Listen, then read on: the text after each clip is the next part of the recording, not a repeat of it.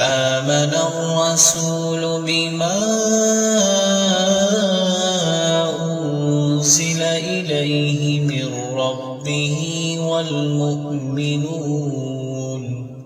كل آمن بالله وملائكته وكتبه ورسله لا نفرق بين أحد من رسله وقالوا سمعنا وأطعنا غفرانك ربنا وإليك المصير لا يكلف الله نفسا إلا وسعها لها ما كسبت وعليها ما اكتسبت ربنا لا تؤاخذنا إن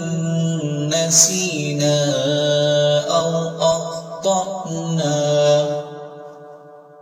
ربنا ولا تحمل علينا